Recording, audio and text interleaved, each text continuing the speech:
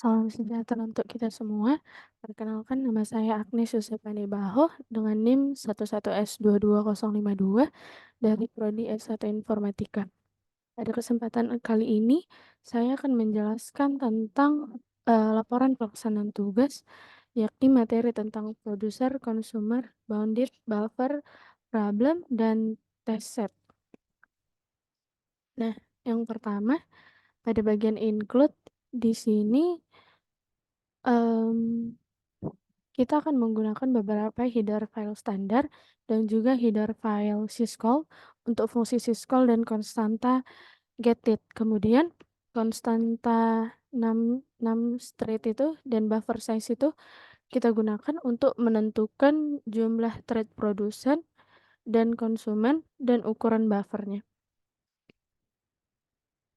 Kemudian kita lanjut pada bagian function prototype.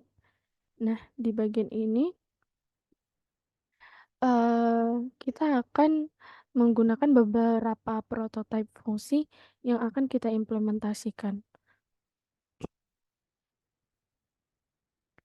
Kemudian pada bagian integer buffer size, nah di bagian integer buffer size ini kita menggunakan variabel global untuk buffer bersama, variabel counter, index, in, dan out, serta variabel log yang kita gunakan sebagai pengunci. Kemudian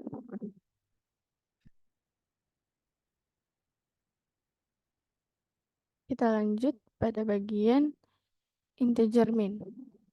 Nah, di bagian sini,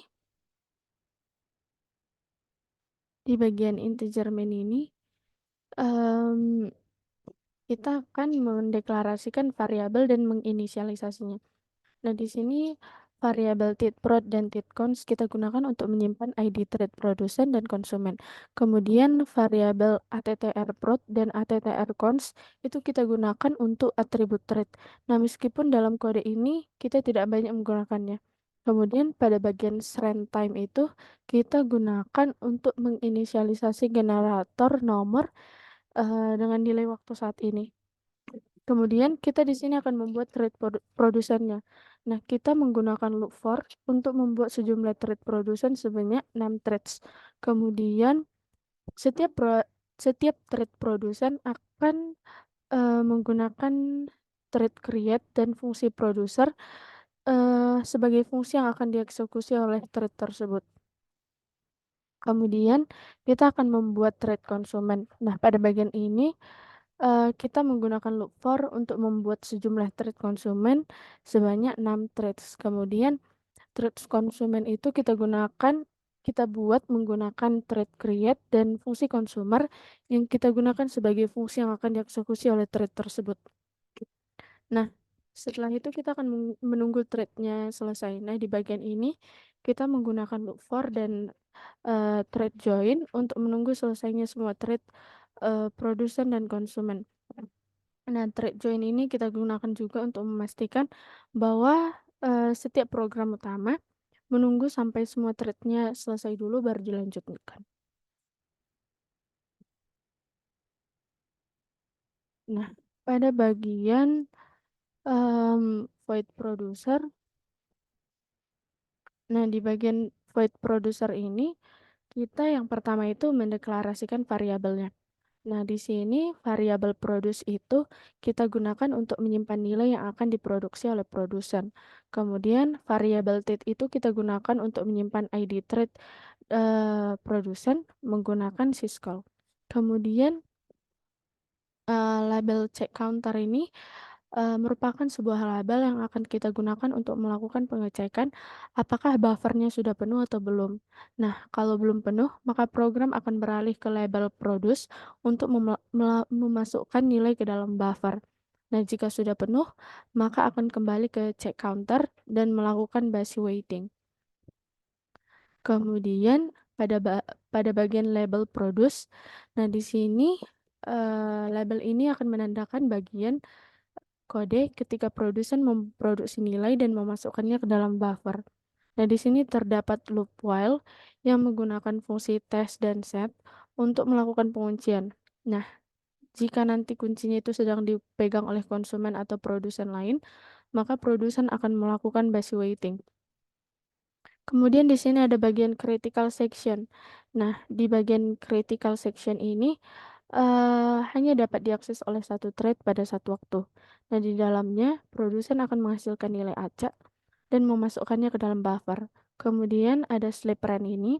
Sleep run kita gunakan untuk mensimulasikan waktu yang diperlukan untuk memproduksi suatu nilai. Kemudian ada exit section. Nah, di bagian ini merupakan bagian ketika produsen meninggalkan critical section dan mengset kunci atau di-lock kembali ke nol untuk memberikan izin pada thread lain. Kemudian bagian remainder section itu akan menentukan apakah produsen harus melanjutkan untuk memproduksi nilai lagi atau kembali ke label check counter untuk melakukan basi waiting. Kita lanjut pada bagian void consumer. Nah, di bagian void consumer ini, yang pertama kita akan mendeklarasikan dan menginisialisasikan fungsi produce. Nah, ini dimulai dengan mendeklarasikan variabel dan menginisialisasi variabel tit dengan menggunakan syscall dan getTit untuk mendapatkan ID thread. Kemudian di sini terdapat label check counter. Nah, check counter itu kita gunakan untuk mengimplementasikan basi waiting. Nah, jika buffernya nanti tidak penuh, program akan menuju label produce. Nah, jika buffernya penuh, program akan kembali ke label check counter untuk menunggu. Kemudian pada bagian entry section dan critical section, nah di sini program masuk ke bagian entry section dan melakukan basi waiting dengan memanggil fungsi test dan set untuk mendapatkan log. Nah, nanti jika mendapatkan log, program akan masuk ke critical section untuk melakukan pekerjaan produsen dan memasukkannya ke dalam buffer. Kemudian di sini akan ditambahkan nilai ke buffer dan mengupdate counter. Kemudian di sini ada bagian exit section dan reminder section. Nah, di sini program akan keluar dari critical section, kemudian melepas log dan menuju reminder section untuk menentukan apakah harus mengulangi proses kembali atau harus kembali ke basi waiting. Nah, kemudian di sini ada void consumer itu. Void consumer kita gunakan untuk mendeklarasikan variabel dan menginisialisasi variabel tit dengan menggunakan syscall dan getTit. Kemudian nah, nanti di akhirnya itu ada fungsi tes dan set. Nah, fungsi tes dan set ini kita gunakan untuk mengimplementasikan operasi tes yang akan kita gunakan untuk mengunci sumber daya kritis. Kemudian, fungsi ini akan kita gunakan untuk mengembalikan nilai asli dari target dan mengatur nilainya menjadi satu atau kita kunci.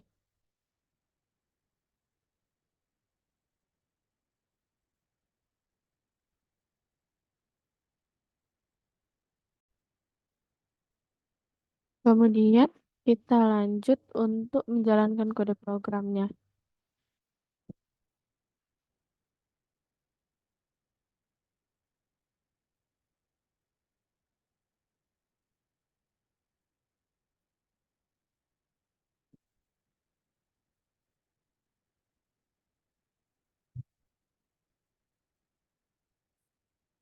Nah, di sini kita akan coba menjalankan.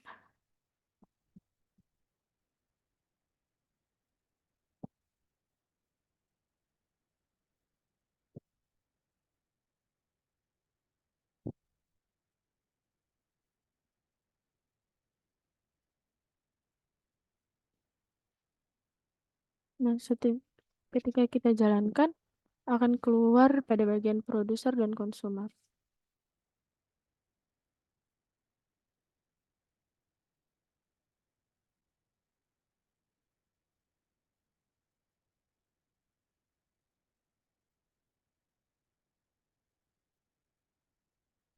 Nah, nanti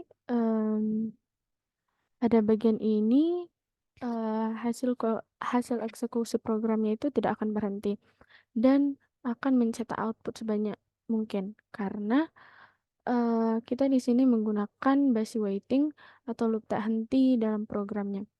Nah, dalam implementasi produsen dan konsumen ini, terdapat beberapa penggunaan label check counter yang akan mengarahkan program ke label lainnya, yang akan menyebabkan kondisi kontinu untuk memeriksa atau menjalankan bagian kritis.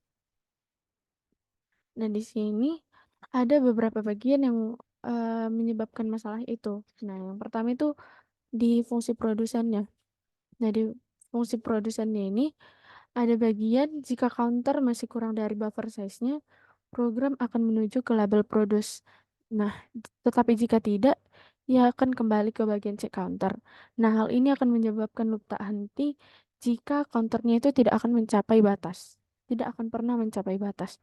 Kemudian pada bagian consumer, nah di sini sama seperti pada bagian produsen, nah di sini juga ada kondisi yang menyebabkan loop tak henti. Nah, jika counternya tidak pernah mencapai nol.